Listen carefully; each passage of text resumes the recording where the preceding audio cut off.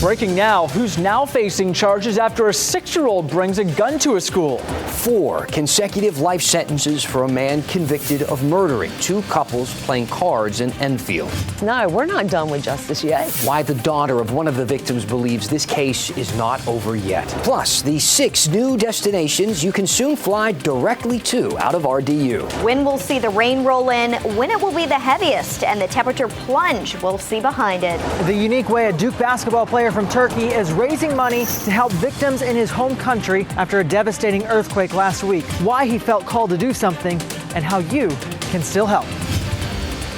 Breaking news tonight, police made an arrest in connection with a 6-year-old bringing a gun to school in our area. Thanks for joining us. I'm Dan Haggerty. And I'm Deborah Morgan. Sky 5 flew over Fairview Elementary in Rocky Mount yesterday, and since then we've learned of guns on 2 more campuses. Mark Boyle is tracking this story in the WRAL Live Center. Mark, what do we know about this person who was arrested? Well, Deborah, we know that the man's been identified as 58-year-old Marvin Davis. This happened at an elementary school, Fairview Elementary School there in Rocky Mount. Investigators say a 6-year-old boy brought an unloaded 9mm handgun in his backpack to the school. Now police charging Marvin Davis. He's been charged with storage of firearm to protect minors, first-class misdemeanor, $4,000 unsecured bond. He will be in court in a couple of days on March 1st. It's not believed that he is related to the student that brought the gun. It's just that he lived in the same house as that student that brought the unloaded weapon to campus. This is a story we'll follow for you. He has his court appearance scheduled for the 1st of March. Mark, thank you. An 18-year-old student is facing charges after an unloaded gun was found inside his car at Cleveland High School. It's the 3rd weapon discovered at a school in our area since yesterday. Johnston County school officials say all students and staff are safe. The gun was found in a school parking lot. The principal said it never made it into the building and no threat was made to the school or students. Joel Thomas is charged with a felony for having a gun on educational property, among other charges. Officials also found a fixed blade knife, ammunition, and drug paraphernalia. In addition to the gun taken from that 6-year-old student at Fairview Elementary yesterday, a student at Wendell Middle also had a gun. In that case, a parent was charged. Tomorrow, a funeral will be held for a student killed near Hillside High School. We've learned that 17-year-old Anthony Feaster is the teenager who died that day earlier this month. Another student was also injured. Police have not made any arrests in this case, and officers have not released any suspect information. Today, a man received 4 life sentences for murdering 2 Halifax County couples as they played cards at one of their homes. The quadruple murder unfolded more than 5 years ago, and that's how long it has taken for these victims' families to get closure. WRAL was the only TV station in the courtroom when James Powell took a plea deal. WRAL's Chris Lovingood joins us now, and Chris, that plea deal means the death penalty is off the table. Well, in exchange for life in prison, Deborah, specifically 4 consecutive life sentences for each first-degree murder charge. Now, even though this is the conclusion of the case, family members of the victims think James Powell did not act alone. This all goes back to 2017. First, James and Janice Harris and James and Peggy Whitley were killed while playing cards at a home in Enfield. Police eventually arrested Powell along with Matthew Sims, Keon West, and Ontavious Cotton in spring of 2018. But it wasn't until last February Sims, West, and Cotton's first-degree murder charges were dropped, and that's because investigators said Powell changed his story. And now, Powell is going to be in prison for life. But family members of victims have a clear message after today. We've made sure that they understand, and we want the public to understand that this, just because he took this plea deal, this is not over. The Halifax Sheriff's Office sent this statement to WRAL that you see on your screen here. The Sheriff's Office says currently there's no evidence, new evidence that is, implicating other known or unknown accomplices. And if additional evidence is found, the Sheriff's Office says that will be investigated, Deborah. Chris Lovingood, thank you. Right now, rescue efforts are still underway in Turkey. Now, more than a week after the powerful earthquake hit that region, more than 39,000 people have been killed, an astounding number. Authorities do still expect that number to rise, if you can believe it. Still, some signs of home as 6 more people were pulled from the rubble alive today. So hope is still alive there as well. Here in the Triangle, a Duke basketball player from Turkey is doing what he can to send help to his home country. WRAL's Brett Neese shares this unique fundraiser a sophomore, Stanley Borden, put together. This is Duke's East Campus Trail, where Stanley Borden and about 50 others ran 7.8 kilometers, all in an effort to raise more than $7.8 thousand for earthquake victims. Leading the way, sophomore Stanley Borden took this group of runners on a 7.8 kilometer journey.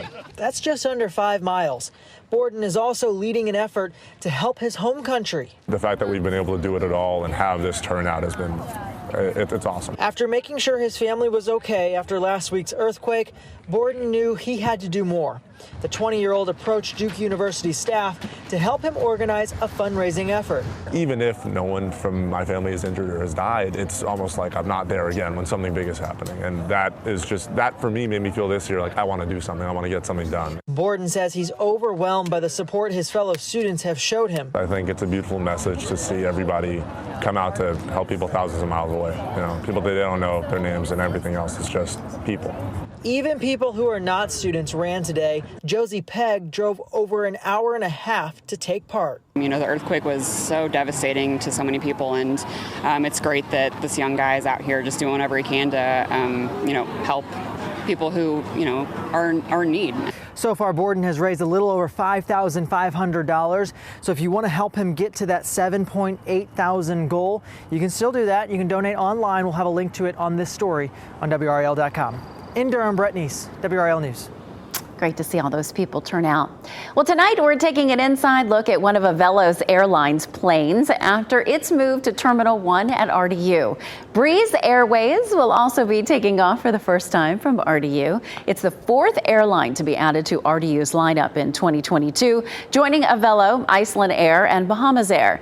These two developments are just an indication of the growth the airport is seeing.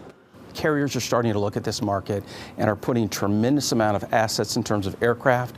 They're putting a crew base here. They're putting an airplane here. It's a great example that they're trying to keep up with the growth that we see in our local community.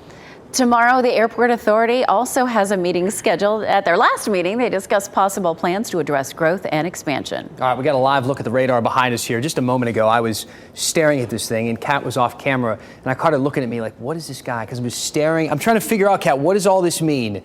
Look, got some little green coming up, a big L over there near Dallas. I've got you covered, Dan. That's the extent of my knowledge, but I know we have some rain coming. Yes, we do, and it's all due to this system. So here's the front right now. Severe thunderstorm watch is the orange box that you see in Texas and Oklahoma. You can see a few stray thunderstorms popping up ahead of this system, but as it continues to move to the east, it's going to draw in a bunch of moisture from the Gulf of Mexico. So over the next 48 hours, you're going to see this come together as a pretty solid line of rain. For us, it's not looking likely that we would see thunderstorms. It's mainly going to be rain. Midnight, tomorrow night into Friday morning, and we see the rain pushing into the North Carolina mountains. The bulk of this rain will be moving in Friday morning during the morning commute. That's when we have the best chance for rain on Friday, and this is right along a cold front. Showers stick around through lunchtime, but we see the rain tapering off from west to east throughout the afternoon hours. And then we have a wind picking up as it pushes in the colder air. I'll track the temperature drop throughout the day on Friday coming up. Dan. You did better than me. All right. Perfect. Thanks, Kat.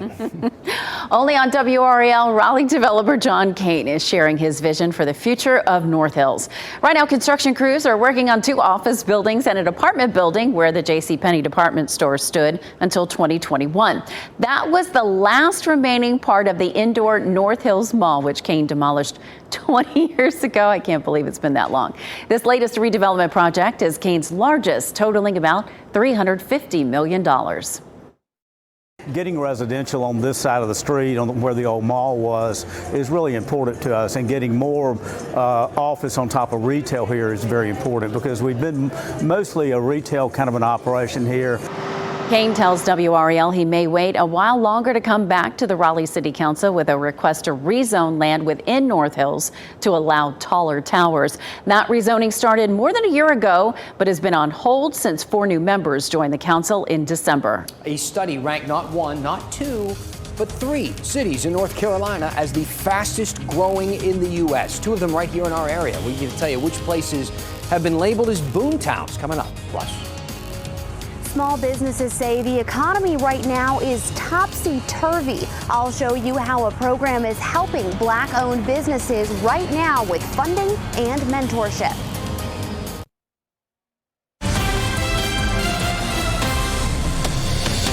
I I'm Mark Boyle in the WRAL Live Center. A Black Hawk helicopter crash just outside of Huntsville, Alabama. No survivors that we know of at this point. These are some of the photos right here. A fiery crash under investigation. On your screen, the latest information right now as we get it here this evening. It's according to a source there, the helicopter belongs to the Tennessee National Guard. No survivors. Unknown how many people were on board, and the cause of the crash is unknown. Back here in the Live Center, this is a Ring doorbell camera that was just posted on the NBC affiliate's website there in Alabama. Draw your attention right there in the center. You see a black dot. This Ring doorbell camera captured what is believed to be that helicopter coming down and slamming into the ground. A couple seconds later in this video, you'll see thick black smoke rising into the air. An absolutely frightening situation as this deadly helicopter crash is now under investigation in Alabama tonight. Back to you. Just awful. Thank you, Mark. The state treasurer is continuing to press hospitals regarding their transparency and how they're using funding. This time, he's looking at CEO salaries. WRAL's Ali Ingersoll has details.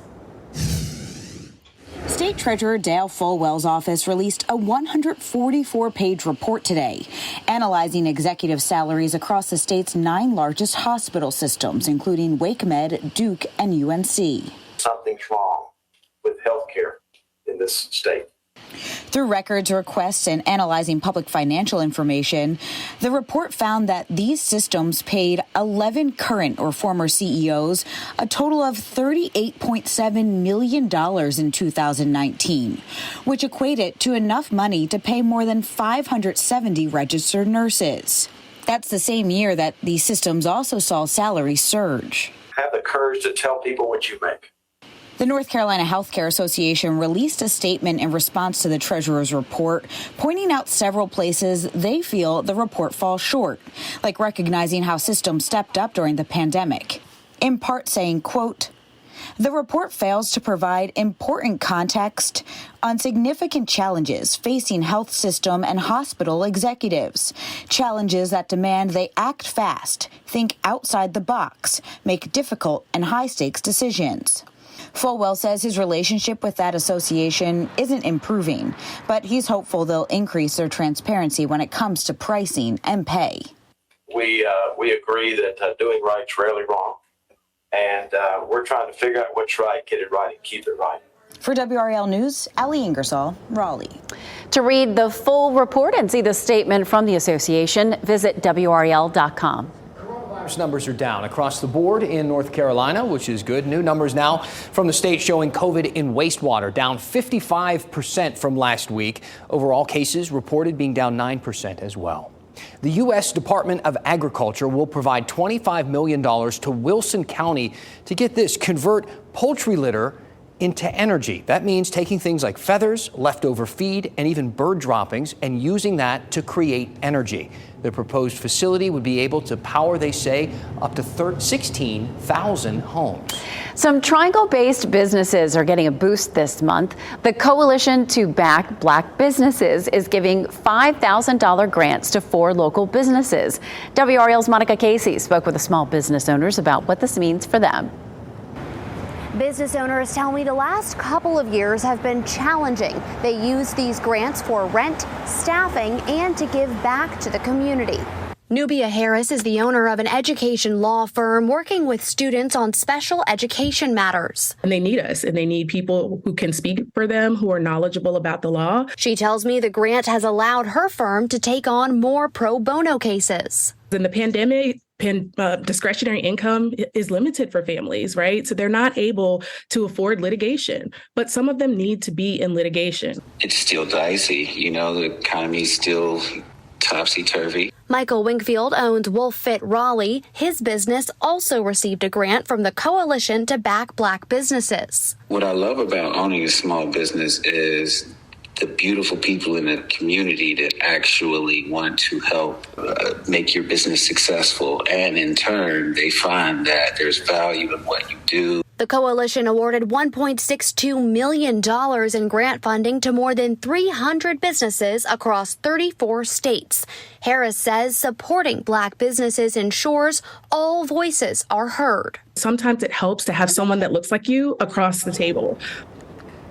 That was Monica Casey reporting. The grant program also includes mentoring and business coaching for all of the recipients. 2 cities in our area rank among the biggest boom towns in the nation. LendingTree did this study and it found which metro areas around the country were seeing the most rapid growth. So we're talking about population, housing, employment, and income. And this year, Durham ranks 7th, Raleigh ranking 8th, both ahead of Charlotte, which came in 9th place. Austin, Texas took that #1 spot. And, you know, this is a big reason why, our weather and how beautiful it is here in North Carolina. Let's take a look at this time lapse of tonight's sunset over Beaufort. This time lapse is courtesy of our WRAL live cam network, and it's just so soothing just sitting back and watching it. Imagining being there, it would be even better. Meteorologist Kat Campbell joining us now in the WRAL Severe Weather Center to take a look at some of the temperatures and what else is out there on the radar. We've got changes coming our way. We can't hold on to the sunshine and mid-70s forever in February, but it was nice to see some folks out enjoying it on boats in February. Hard to believe. I did want to do a quick update on the dual Doppler 5000 radar. We had some showers earlier, just an hour or two ago in the northern part of our viewing area. Those have since dissipated, so things have quieted down on the radar. We had a 20% chance for rain in the forecast today. We have a 20% chance again tomorrow during the day, but tomorrow night that chance goes up to 50%. And an 80% chance for rain early in the day on Friday. The good news is it is early in the day, and the Carolina Hurricanes Fan Fest will be happening in downtown Raleigh. It's a free event. So much fun planned, drone shows, fireworks, food trucks, and of course bands performing out there and some different meet and greets happening. But I did want to let you know most of the evening hours look dry. Early on, since it starts at 11 a.m., temperatures will still be in the 60s, some rain around through 1, perhaps 2 o'clock. But after that, we are mostly cloudy and dry, temperatures in the 50s for most of the event, falling into the 40s though by 8 o'clock, and a little bit of a wind chill out there, so make sure that you do bring an extra layer with you. It's going to come as cold air pushes in behind this cold front here. First brings rain and then comes the cool down. So let's track the rain first before we get to the cooler temperatures. 8 a.m. tomorrow morning, a quiet start, perhaps an isolated shower lunchtime into the afternoon, but some clearing of the clouds possible. If we see any showers throughout the day tomorrow, it wouldn't be a big deal type of rain. The widespread rain does not get here until very early Friday morning, likely moving in between about 4 and 6 a.m. 8 a.m. widespread rain for the morning commute possible through about lunchtime, and then we see the rain tapering off during the afternoon from west to east. We will get in an update on our high-resolution in-house Futurecast model, and Mike Mays will have that for you tonight at 10 on Fox 50 and 11 on WRAL. So check in for an update. Futurecast dry, though, for Friday evening and Friday night. For now, it's nice and quiet outside. Our low temperature tonight only dips into the mid-50s, which is our normal high this time of year. So it is just exceptionally warm outside.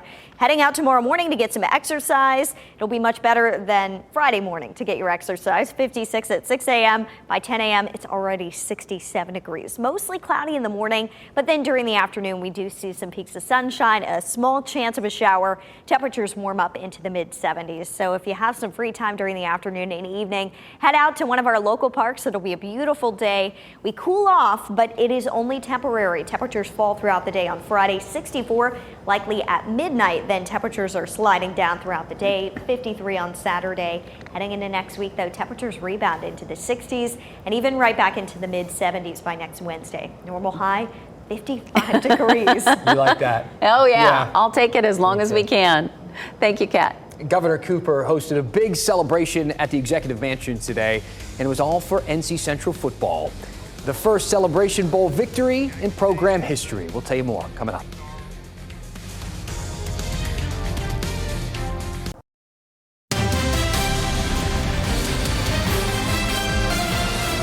A former WRAL sports anchor being inducted into the North Carolina High School Athletic Association's Hall of Fame. So deserving. Rich Brenner was the primary sports anchor here from 1978 until 1981. His passion was NASCAR, but he wanted to be there for every sporting event he could.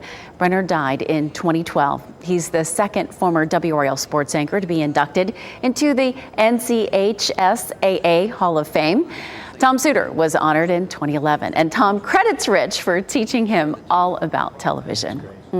The celebration continues for the NC Central football team. The Eagles capped off a 10-2 season and a Celebration Bowl win with a trip to the Executive Mansion today. The governor, Roy Cooper, hosted the team, heaping plenty of praise onto the head coach of the Eagles. They handed Jackson State and former head coach of Jackson State, Deion Sanders, their only loss of the season. It was an overtime thriller back in December. And yeah, Jackson State had the superstar Hall of Fame coach. We know all about that. But it was this coach and this football team were the ones who showed up in prime time. All right? Coach Trey Oliver getting the love he deserves there. Really, really nice. Congratulations to that entire school and that team, of course. The first Celebration Bowl victory for NCCU in program history, and it's got to feel good. Yeah. A big win, yeah. 6-time NBA champion Michael Jordan celebrating his 60th birthday. Wow. It's this Friday, and he's been making a huge donation, $10 million, to Make-A-Wish. Yeah, this is remarkable. It is the largest donation ever received from an individual in the organization's 43-year history. Jordan hopes the gesture will inspire others to help fulfill the wishes of kids still waiting for their wishes to come true. He has granted hundreds of wishes to children all over the world and remains one of the most requested celebrity wish granters. I can see why. I know MJ's not hurting for money, but that's a massive donation. That's so an good impact, for him. yeah. Tonight, season 9 of The Masked Singer makes its big debut on Fox 50. Yeah, it's TV's #1 unscripted entertainment series. Nick Cannon hosts the competition show, along with all the judges, Ken Jeong, Nicole Scherzinger, Jenny McCarthy Wahlberg, and Robin Thicke. That new season debuts tonight at 8. Enjoy. Thanks for being with us tonight on WRAL. We'll see you tonight at 10 and 11. Stop here. Continue watching on all major streaming platforms with the WRAL app.